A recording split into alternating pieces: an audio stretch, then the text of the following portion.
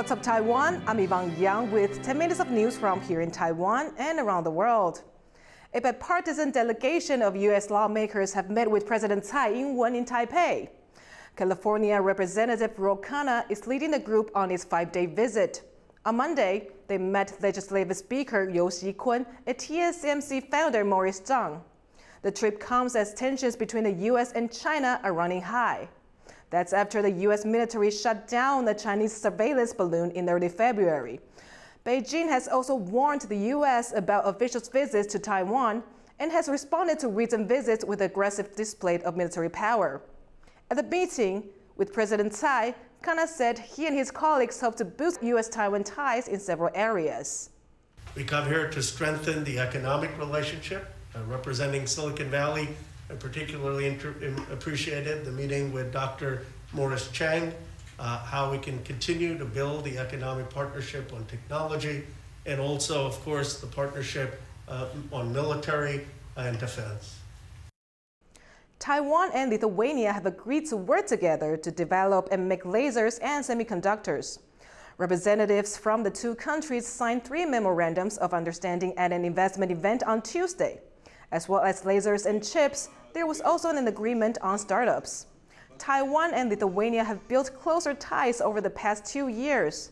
Some analysts say stronger economic and commercial ties with Vilnius could open up more opportunities for Taiwan in Europe. 立陶宛它本身是欧盟成员的一个身份呢，那可以扩大台湾的高科技产业呢，在当地的这个投资跟布局，未来可以进军这个整个欧盟市场。 Taiwan's military carried out realistic combat training drills in the northern city of Taoyuan on Tuesday. The exercises saw soldiers practice shooting while advancing and pushing back an enemy. Our reporter Jaime Ocon was there. Taiwan is stepping up its combat readiness. Here at an army base in the northern city of Taoyuan, the military is getting ready to simulate how to defend against an enemy force, and that starts with weapons training. Tuesday's event showed off a new shooting training program that puts an emphasis on simulating real battlefield conditions. Soldiers take turns learning how to fire their weapons in different directions. This position focuses on shooting at targets more than 175 meters away. That's the length of 2 football fields. The troops fire from a prone position for better accuracy. Taiwan has been honing its defenses as neighboring China increases its aggressive actions around the country's border. These drills are part of the military's effort to modernize.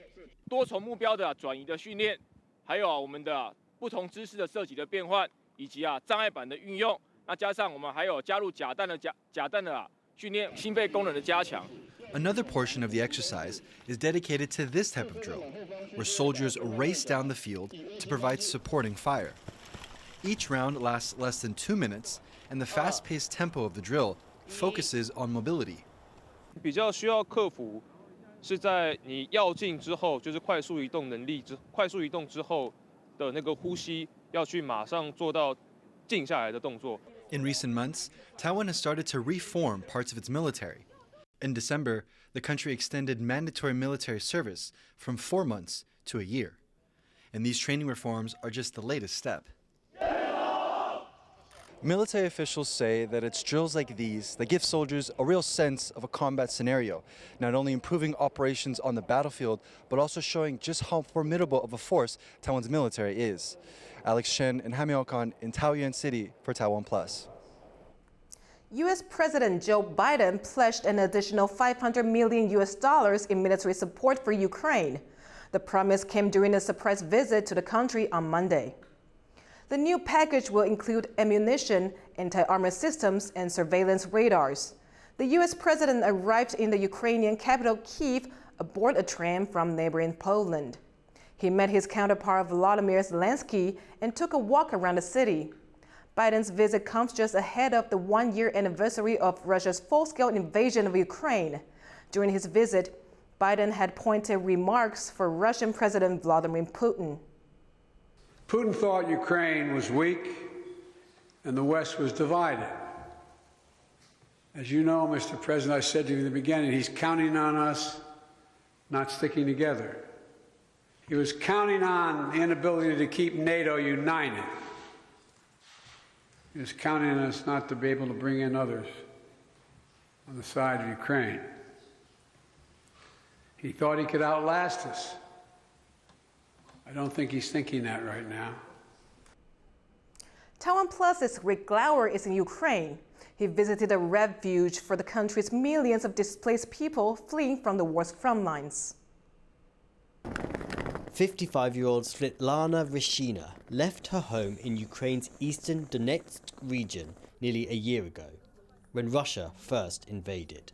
This week, shelling forced her to move again, and she took a train further west to the city of Lviv. Пока, вроде бы как спокойно, слава богу, что хоть не стреляют, это уже хорошо.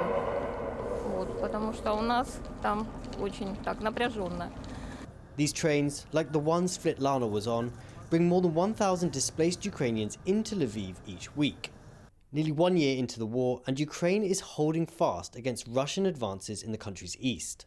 Their efforts getting a boost from the recent surprise visit by US President Joe Biden to the capital, Kyiv. Biden promised more weapons for Ukraine and more sanctions on Russia to keep invading forces at bay. But even in the relative safety of communities like Lviv, the war is taking its toll.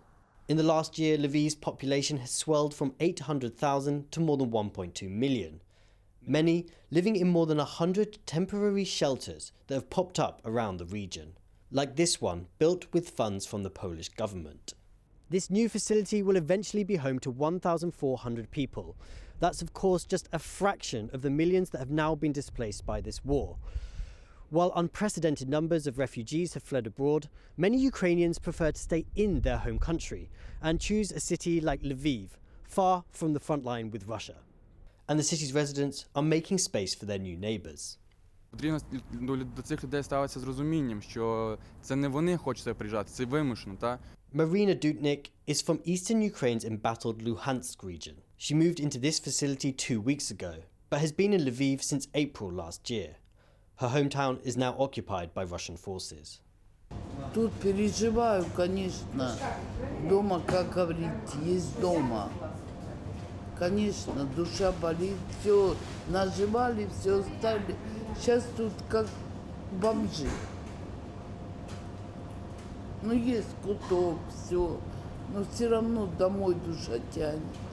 Marina says she will only return to her town once it is liberated by Ukrainian forces. Like Marina, for many, Lviv has been a place of safety and comfort away from Russian guns. But they will not know true peace until the war is won and they can return home. Rick Glauer in Lviv, Ukraine for TaiwanPlus. As Taiwan's population shrinks, universities are in growing competition for students. One school in central Taiwan hopes a herd of horses will help keep its student body from shrinking. John Ventriez has the story. Donghai University in central Taiwan is pinning its hopes on horses. This small herd of 8 is part of a project meant to bring in students, as the country's aging population is leading to a drop in enrollment at schools nationwide. They're not just for show. The university is moving its animal husbandry classes, once held off-site, back onto campus. Some students are pleased with this change. 书本上面说的是一种知识嘛，但是知识的话，你也要找个东西来应用。对，他们就是我们生命中的教材。 Interest in the horses is high, but there's fierce competition to get a spot working with them. 那时候总共160多位，然后经过我们的王教练，然后还有去筛选，然后慢慢的有20-30位，那现在留下大概10多位。 The hope is that this new offering will help Donghai University stand out from the herd and increase student interest in studying there. Eason Chen and John Van Trieste for TaiwanPlus. Thank you for watching What's Up Taiwan. Remember to download the TaiwanPlus app for more stories from Taiwan and around the world. Finally today, we'll leave you with the images of the European Sauna Marathon in Estonia. This year, around 800 people from around the world took part. I'm Yvonne. Take care and see you next time.